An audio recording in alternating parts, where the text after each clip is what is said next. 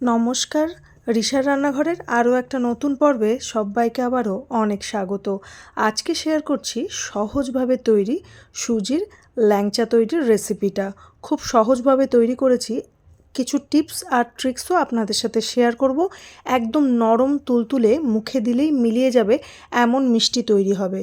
ভীষণই সুস্বাদু হবে খেতে, আর বেশ কয়েকদিন পর্যন্ত স্টোর করেও রাখতে পারবেন। ছানার জিলাপি বা ছানার ল্যাংচাকেও হার মানিয়ে দেবে। তো সম্পূর্ণ রেসিপি ভিডিওতে দেখার একটা ছোট্ট এবং আন্তরিক অনুরোধ রইল সব্বার কাছে। তো সবার প্রথমেই আমি এখানে গ্যাসের ওপরে একটা কড়াই চাপিয়ে দিয়েছি। কড়াইয়ের মধ্যে অ্যাড করে দিলাম 1 টেবিল চামচ ঘি। ঘিটা একটু গরম হলে আমি এখানে দিয়ে দিচ্ছি 2 কাপ আর 1/4 কাপ দুধ। দুধটা আমি আগে থেকে জাল করে রেখেছিলাম, এখন রুম টেম্পারেচারে আছে। তবে এরপরেও আমি দুধটাকে আরেকবার খুব ভালো করে জাল করে নেব। তো এই দেখুন, 5 থেকে 7 মিনিটের মধ্যেই লো ফ্লেমে দুধটা ভালো মতো জাল হয়ে গেছে। এবারে আমি অ্যাড করে দিচ্ছি 1 কাপ সুজি। এখানে আমি রেগুলার ইউজের সুজিটাকে ব্যবহার করেছি। খুব অল্প অল্প করে বেশ কয়েকবারে আমি সুজিটাকে দুধের মধ্যে অ্যাড করে দেবো, আর সমানে এটাকে মিক্স করতে থাকবো।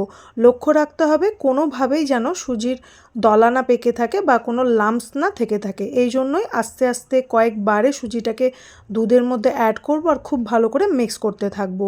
এই অবস্থায় গ্যাসের ফ্লেমটা একেবারেই লোতে রেখে দেবো।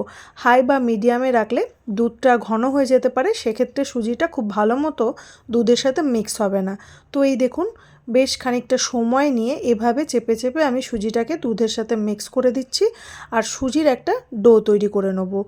যখনই সুজির ডোটা কড়াইয়ের তলা ছেড়ে আসবে তখনই সুজির ডোটা রেডি হয়ে যাবে। তো এই দেখুন, প্রায় কিছুক্ষণ পর সুজির ডোটা একেবারেই রেডি হয়ে গেছে, আর এভাবে কড়াইয়ের তলাটাও ছেড়ে দিয়েছে। তো এই অবস্থায় ডোটা একেবারেই রেডি। এটাকে আমি নামিয়ে একটু ঠান্ডা করে নেব। তো এবারে আমি শিরাটাকে তৈরি করে নিচ্ছি। তার জন্য আমি 2 কাপ চিনি কড়াইয়ের মধ্যে দিয়ে দিচ্ছি, আর অ্যাড করে দিচ্ছি 4 কাপ জল। এখানে একটা পাতলা শিরা তৈরি হবে।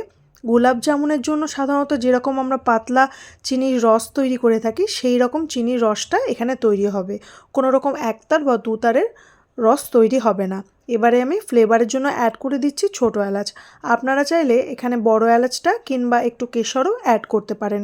খুব ভালো করে মিক্স করে নেবো, আর চিনি আর জলটাকে না 4 থেকে 5 মিনিট মতো হাই টু মিডিয়াম ফ্লেমে ফুটিয়ে নেবো।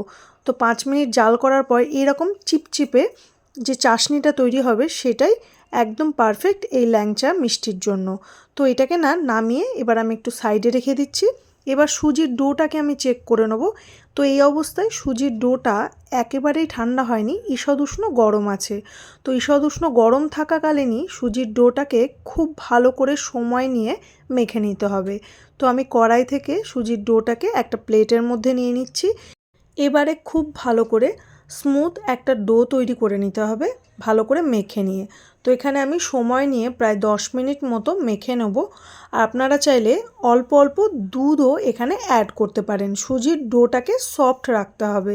সুজির ডোটা যদি এই অবস্থায় শক্ত হয়ে যায়, তাহলে যখন মিষ্টিটা তৈরি হবে তাহলে তার মধ্যে ক্র্যাক চলে আসবে, সেদিকে লক্ষ্য রাখতে হবে। আপনারা চাইলে যদি শক্ত মনে হয় অল্প অল্প করে 1 চামচ করে দুধ অ্যাড করতে পারেন। আমি এখানে খুব অল্প সামান্য পরিমাণ বেকিং সোডা অ্যাড করেছি।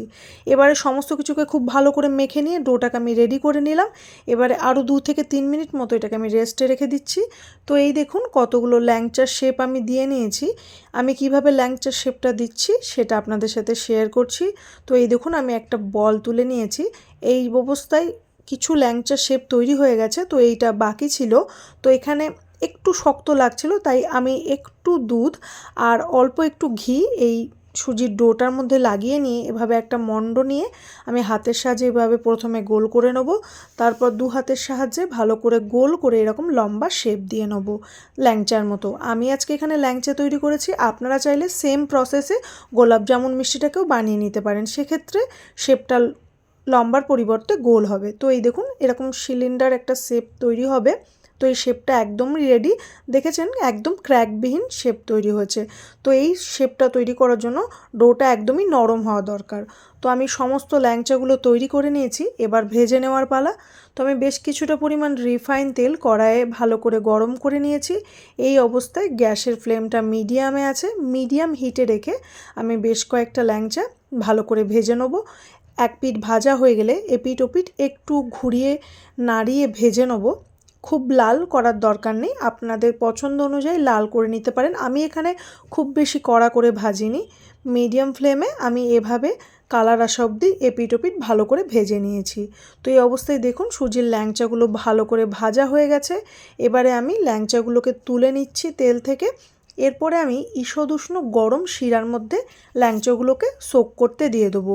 শিরাটা যদি এই অবস্থায় ঠান্ডা হয়ে যায়, একটু ঈষদ উষ্ণ গরম করে নেবেন। গরম শিরাতে সুজির ল্যাংচাগুলোকে ডিপ করলে খুব ভালো সোক হয় আর রসটাও খুব ভালো মতো সোক করে। তো আমি সেম প্রসেসে বাকি সুজির ল্যাংচাগুলোকে ভালো করে ভেজে নেবো এপিঠ ওপিঠ লাল করে। এভাবে ক্র্যাকবিহীন সুজির ল্যাংচা তৈরি হওয়ার কারণটাই হলো সুজির ডোটাকে সফট করে মাখতে হবে, তাহলে এরকম ক্র্যাক ফ্রি সুজির ল্যাংচা তৈরি হবে। আর ভাজার সময় লক্ষ্য রাখতে হবে গ্যাসের ফ্লেমটা যেন মিডিয়ামে থাকে। তো এবার আমি এগুলোকে ভালো করে ভেজে নিয়ে সোক করতে রেখে দেবো 5 থেকে 6 ঘন্টার জন্য।